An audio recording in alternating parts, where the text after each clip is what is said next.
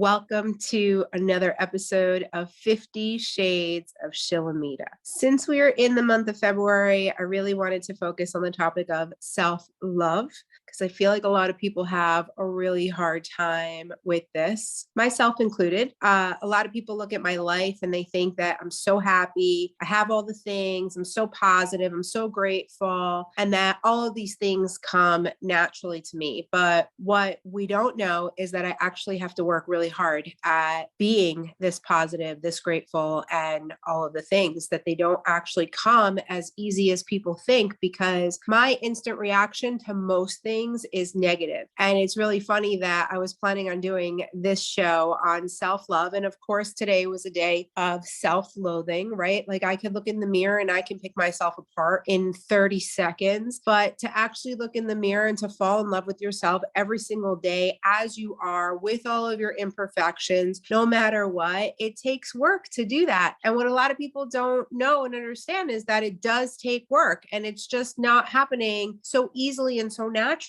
all of the time. So I think it's important to have these conversations and to help you understand that if you are in a place where you are having trouble with self-love, self-care, self-acceptance, self-respect, all of these things, they take practice, they take time, they take nurturing, they take work. And a lot of people, they don't want to put in the work because it's hard, right? Like standing in the mirror and saying to yourself, I love you and I forgive you, right? I mean, those words are so powerful and they're so simple to say, but yet so hard, because if you're actually looking in the mirror saying that to yourself, that means that you have to have this level of forgiveness for yourself. And a lot of us, we've done bad things in our life, right? We've lied, we've, maybe stolen, we've hurt people, we've done things to people on purpose, we've left people out of things, we have gone through things, right? Like some people have done like really bad things, right? And so we do these things and we have a lot of shame and a lot of guilt around the things that we do. And we don't want to talk about the things that we do. We don't want to face things that we do. So we kind of sweep them under the rug and we just think like, I'm not going to think about this and this is just going to go away, right? But it doesn't go away. It gets stored within our somatic system. And what happens is when you're going to do something or you desire something and you are trying to call something in and you're trying to receive, you're not going to be able to do that because there's this level of shame and guilt and self-loathing and self-hate and self-whatever, right? That you have already created that you now need to work through in order to be able to open yourself up, to open up your heart, to open it all up to receiving. So this is something that has been a lifelong journey for me. For those of you that are new to my world, I used to be 255 pounds. It feels like it wasn't that long ago that I was at that weight. It took me 5 years to take that weight off. When I got pregnant with my first son, I had gained 100 pounds. And so you'll say to me, well, you were pregnant, you had an excuse, but let's face it, there is no excuse to ever gain 100 pounds. Like, I don't care, pregnant with triplets, maybe, but pregnant with one, it's not. And I'm not judging you if you gain that kind of weight. I'm just saying that for myself and the way that I look back at it. But I was going through a really hard time in my life. My dad had passed away. I had broken up with my boyfriend at the time, my son's father. And then I got pregnant and life was just such a spiral for me that I turned to food to help me. And food has been a part of my life that I'm still trying to get control over and trying to get a grasp on, because it always seems to be the clutch for me. If I am happy, it's food. If I'm sad, it's food. If I'm indifferent, it's food. It's always food. And the problem is partially is that I have some sort of sugar addiction, which I covered in one of my shows on 50 Shades of Shilamida. If you want to go check out addictions or sabotage. And, it's like, are we really addicted? Are we having like this chemical reaction, or is it a response to something that hasn't been healed yet? And I think for me, it's like a combination of both. Like there are times where my willpower is so strong and I'm so disciplined and I will not eat sugar at all and I will take care of myself 100%. And then there are times where I am just out of control and I am in one of those phases right now. I kind of blame it on the weather. I live in New Jersey. It is the dead of winter right now. It's probably going to be the coldest this weekend that we've had all winter, and I am just miserable.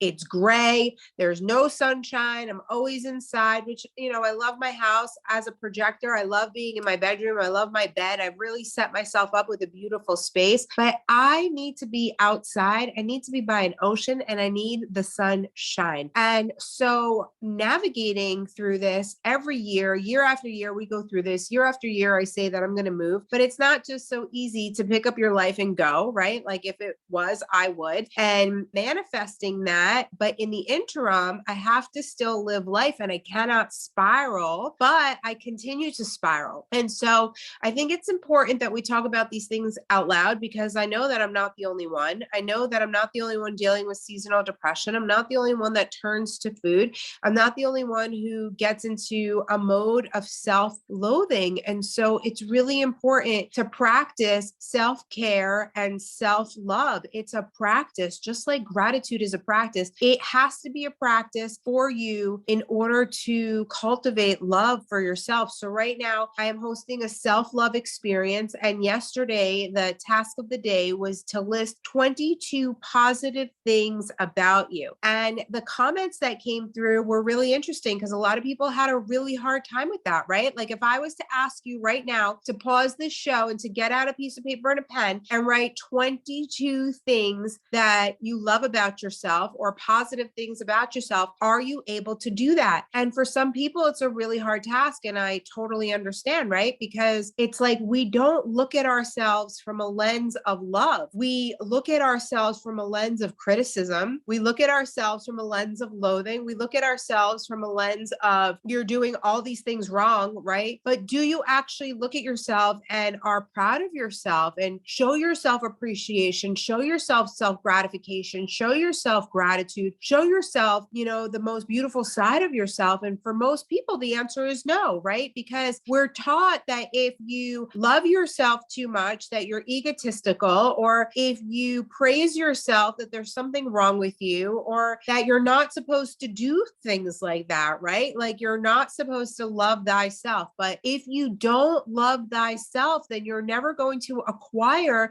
the love that you're looking to receive. And so this is really important because, for my younger years, I was super promiscuous because I was always seeking love and attention. And both of my parents had cancer. So in any relationship that I was ever in, I always had one foot out the door. And I was seeking love out of desperation. And the truth is that I didn't love myself. So here I was seeking this unconditional love, this true love, but I didn't have love for myself. So when I would get into a relationship with a man or a woman in not a sexual relationship, but a friendship or a business relationship or anything, and it was always hard for me to hold on to those relationships because I didn't have a level of self-love. So when you don't have a level of self-love, then that usually means that you don't have boundaries, that you do things to please others, not to please yourself. You act from a place of desperation instead of from a place of desire. So you're constantly in a place of lack instead of a place of abundance. And when you're in a place of lack, then you're not able to receive your deepest, greatest desires. And so it's really important to work on your self-love and to learn how to love yourself in order to receive the love that you really desire. Now, for some of you, you don't even realize that you desire love, right? It's like you've gotten to this point without it and you're like, I'm fine. My life is fine. Everything is fine. I don't need that. That's not my problem. That's not my issue. That's not what I'm seeking. But is it not really? And so I invite you to really sit down with yourself today and to grab a piece of paper, grab a pen, and to really figure out what is it that you desire. Like if you had all of the money in the world, if you were able to lose all the weight in a heartbeat, if you were able to buy anything that you wanted, go anywhere that you wanted, what is it that you deeply desire? What is it that you really, really want? And I want you to create a list of those things. And then I want you to create a list of things that you love about yourself. I want you to do this exercise from yesterday. I want you to make a list of 22 things that you love about yourself. Then I want you to make a list of the things that you don't like in your life. And I want you to go through these lists and I want you to do some spiritual work around it. I want you to cultivate the energy of manifesting. I want you to cultivate the energy of love. And I want you to start swaying towards the things that you like like and desire, and taking yourself out of the things that you don't like, right? We spend a lot of time in our day doing things that we don't like. And so if we're doing things that we don't like, then we're cultivating the energy of negativity. But what if you were able to live in your magic every single day? What if you were actually to wake up happy every single day, right? So I wake up happy every single day. I'm grateful every single morning when I wake up. I'm grateful to God. I'm grateful to the universe. I'm grateful to the angels. I'm grateful to my guides. I'm grateful for my bed. I'm grateful that I have another day, another opportunity at this beautiful life. And then I start my day one foot in gratitude and one foot in celebration. I try to find things that I'm celebrating all day long. And even on a day like today, where I'm annoyed with myself because I'm eating too much and I feel super tired, I try to switch the energy around by looking in the mirror and telling myself something nice about myself. Or I will reach out to somebody and I'll share love and blessings, or I will do something to try to switch the energy and raise the vibration, right? And fortunately enough for me, I've set up my life where I don't do the things that I don't like to do anymore. I don't do laundry. I don't wash dishes. I don't make the bed. I don't go to the dry cleaners. I don't run errands. I barely go out shopping. I have people shop for me. And so you're going to say to me, well, that's all great and good. I don't have money to do stuff like that. But I put all of this stuff in place once I came off of food stamps and I started realizing the value of myself. And so as soon as I started making money, I started outsourcing help. And outsourcing help doesn't have to look like a full-time person at like a huge salary. You're able to do little things. Like, for instance, I don't like going to a supermarket. I'm very empathic and I have a hard time being around a lot of energies of people. And I'm a projector and I get tired easily. And so if I have only a certain amount of energy in a day that I want to exert, it's not going to a supermarket and doing my shopping. So I decided to take on a service called Instacart. Instacart costs a little bit more, but they shop for you and they drop it off. They just opened up a Whole Foods not that far from me, and Whole Foods has a pickup option that's free. So now I shop and I pick up from Whole Foods, even though I don't love supporting Bezos. Sometimes the pricing there is better than the pricing on Instacart, and we're going through a little bit of a economy slump right now. So we need to do a little price comparison. But I have to tell you that this takes up hours of my time. It frees up hours of my time having somebody else doing the shopping for me and delivering it to my door.